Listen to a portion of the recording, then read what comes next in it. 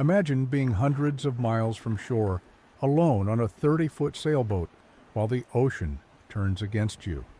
The sky darkens, the wind screams, and waves the size of buildings rise from the deep.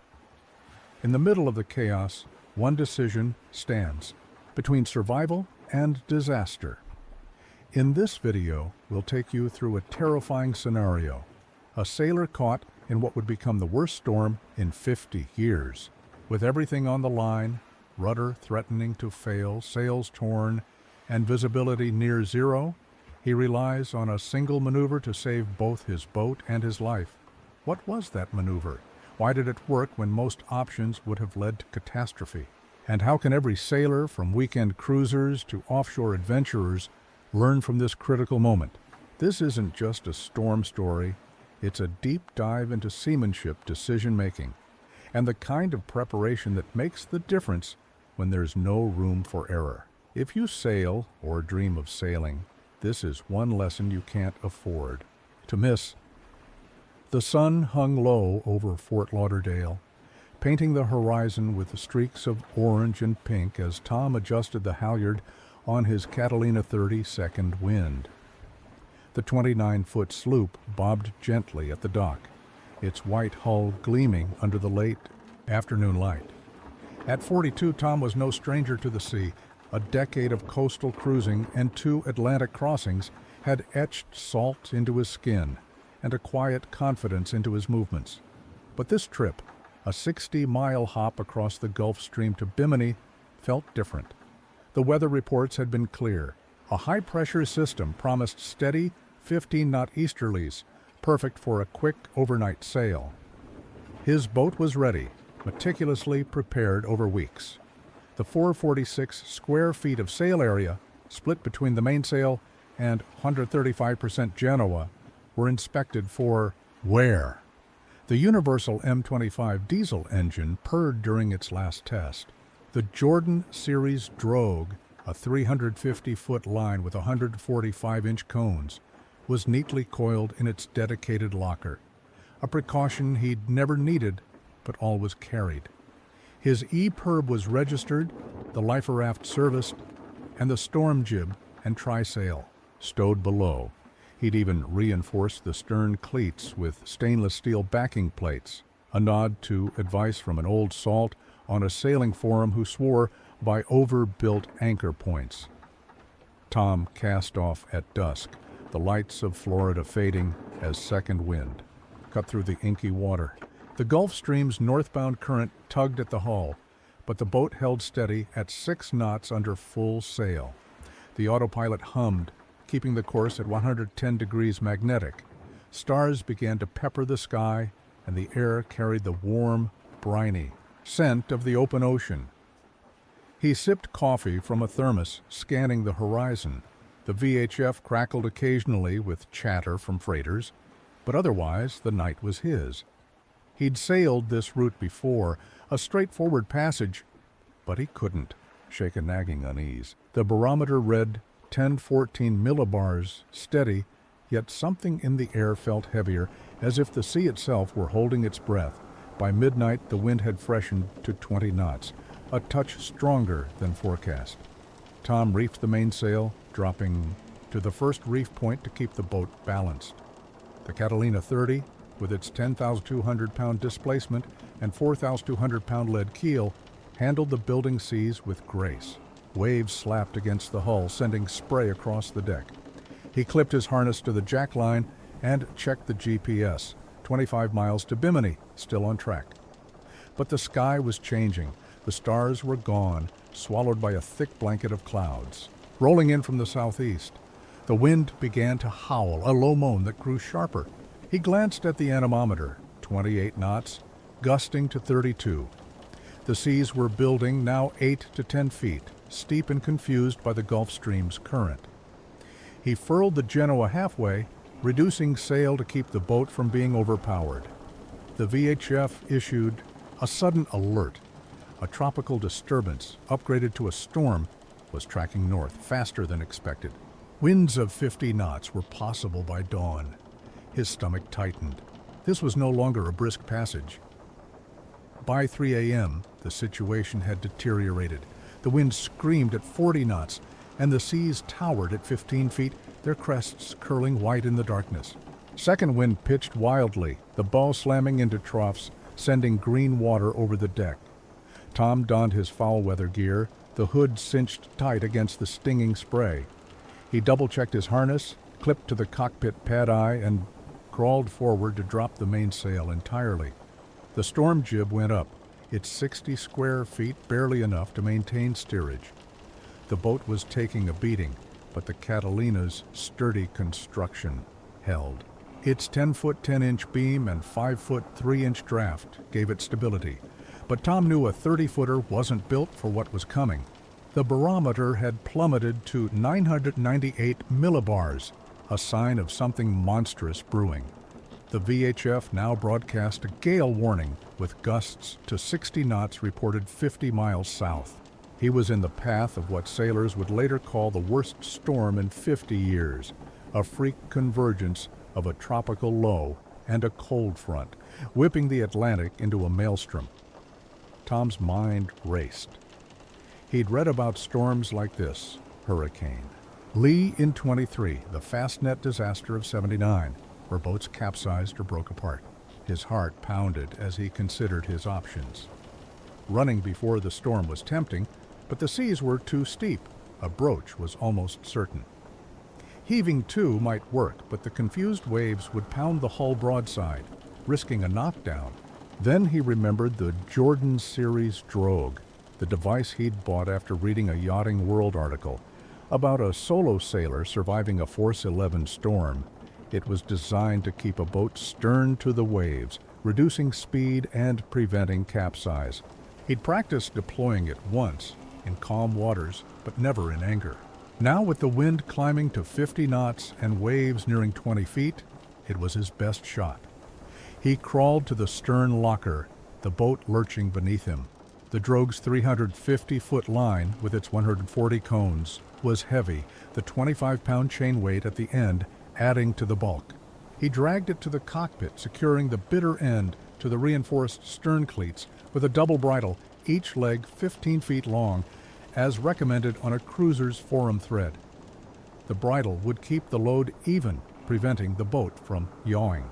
His hands shook as he worked, the wind tearing at his foul-weather gear.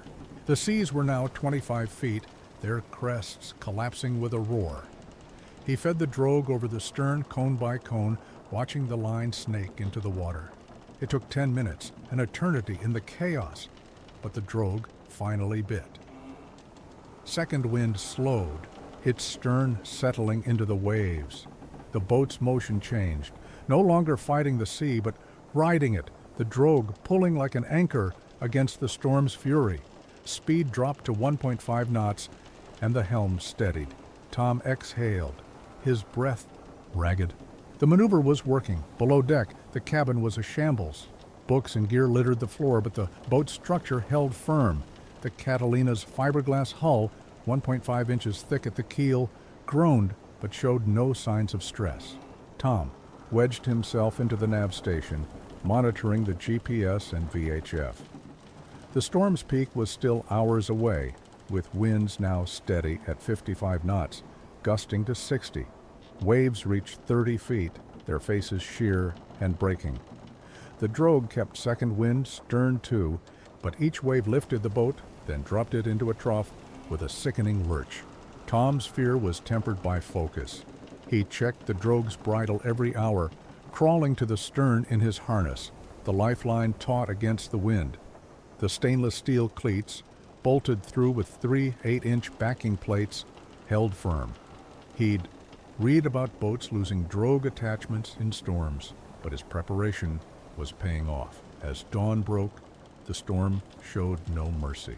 The sky was a bruise, gray and purple, the sea a churning white. Tom hadn't slept, his body aching from bracing against the motion. The VHF reported a nearby vessel abandoning ship, its crew airlifted by the Coast Guard. Tom's EPIRB was ready, but he wasn't giving up.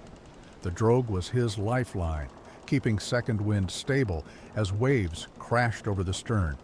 The cockpit drained quickly, the scuppers clear. a testament to the boat's design. He thought of his family, his daughters, face, and the promise he'd made to return. The storm was a beast, but he'd tamed it for now. Hours passed, each one a battle. By noon, the wind began to ease, dropping to 45 knots. The seas remained massive, but their rhythm softened. Tom's exhaustion was bone deep, but he felt a flicker of hope. The drogue still trailed, its cones slicing through the water, keeping the boat aligned. He checked the GPS. He drifted 20 miles north, pushed by the Gulf Stream and storm. Bimini was no longer the goal. Survival was. He ate a granola bar, the first food in 12 hours, and sipped water from a bottle. The cabin was damp, the bilge, pump cycling occasionally, but the boat was sound. By evening, the storm was breaking. Winds fell to 30 knots, and the seas dropped to 15 feet. Tom began the slow process of retrieving the drogue, hand over hand, the line heavy with water and strain. It took an hour, his arms burning, but he coiled it back into the locker, cone by cone. He hoisted the storm jib and set a course for Bimini, now 40 miles away. Second wind moved sluggishly, the hull battered but intact. The Catalina's rig, with its 13-foot 6-inch mast height, stood tall, no cracks in the aluminum. The keel bolts, inspected a month earlier, held the 4,200-pound ballast secure.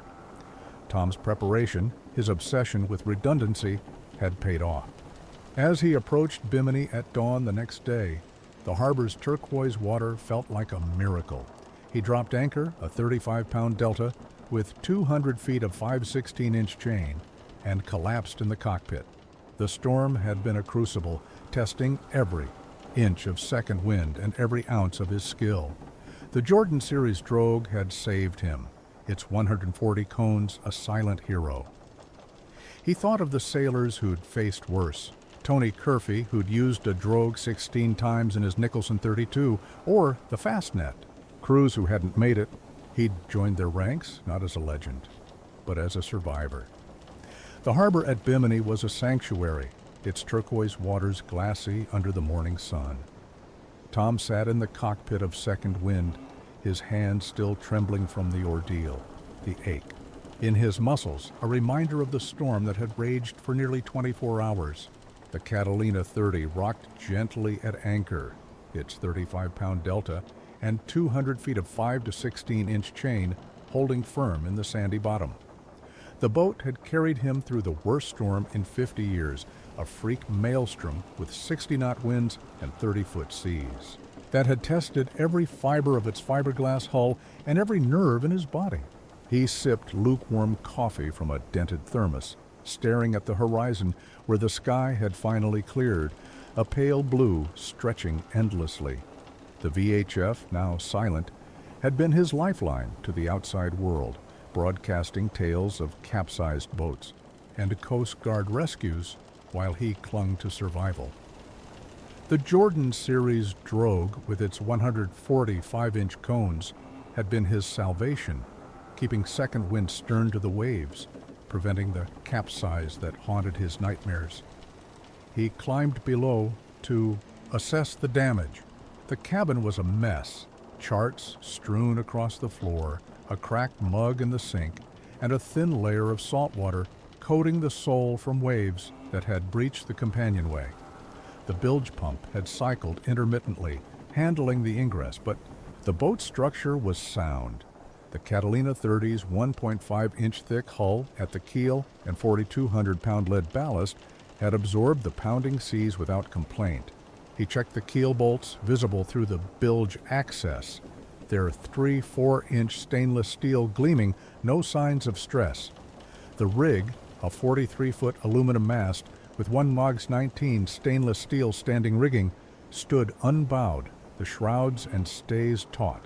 He'd sailed second wind hard over the years, but its construction, a product of Catalina's no-nonsense design philosophy, had proven itself. The 10-foot 10-inch beam gave it stability, and the 5-foot 3-inch fin keel provided the bite needed to track through the chaos. Tom's mind replayed the storm's peak. A moment seared into his memory. At 4 a.m., with the wind screaming at 60 knots, a wave had loomed, its crest a frothing wall of white. Second wind had climbed its face, the drogue pulling taut, the 25-pound chain weight at its end, biting into the sea 350 feet astern. The boat crested, then slid down the back, the drogue's 140 cones slicing through the water, slowing the descent to 1.5 knots. Without it, the boat might have pitch-poled, flipping end over end, a fate he'd read about in accounts of the 1979 Fastnet. Race where 15 sailors perished. The drogue's bridle, secured to reinforced stern cleats with 3 8-inch backing plates, had held under loads he could only guess, perhaps 5,000 pounds, based on engineering tables from a cruiser's forum thread.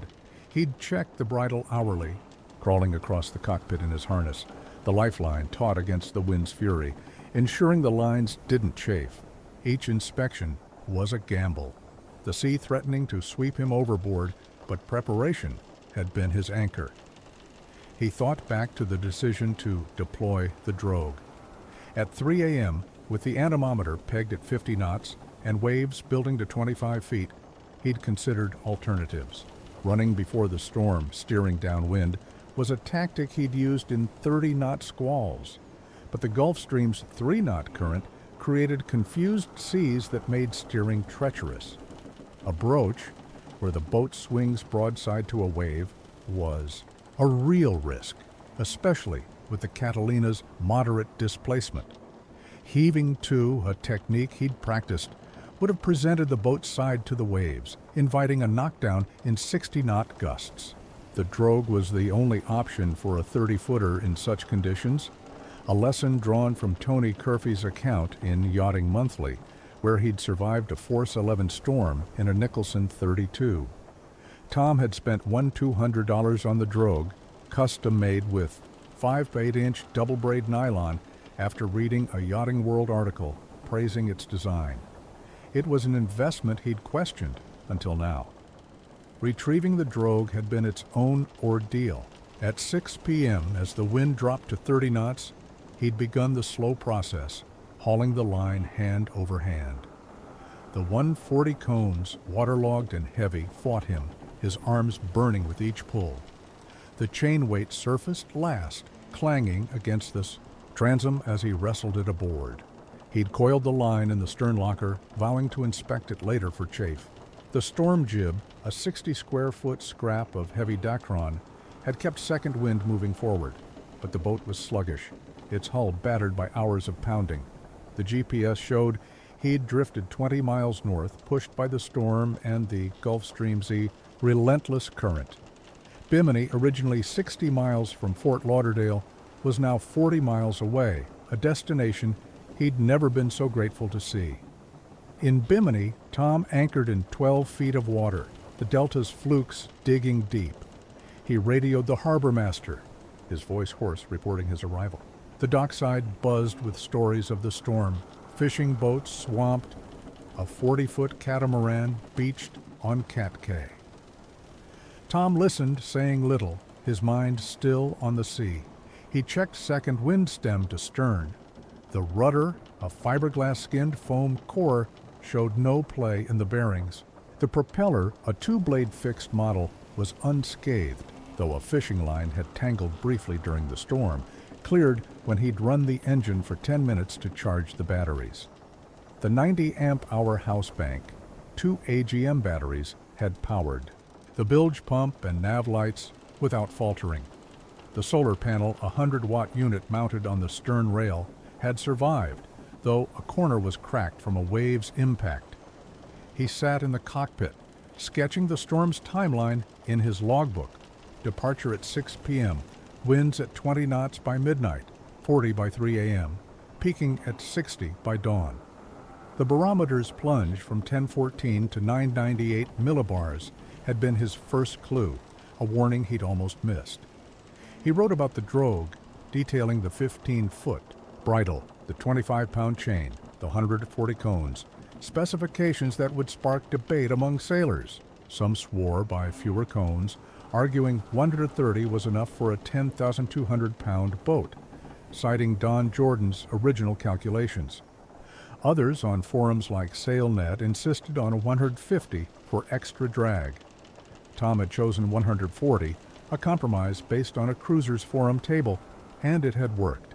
He noted the bridle's setup using 5/8-inch 3-strand nylon for chafe resistance, a tip from Attainable Adventure Cruising.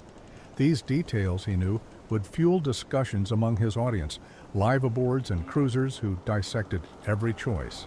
The emotional weight of the storm lingered.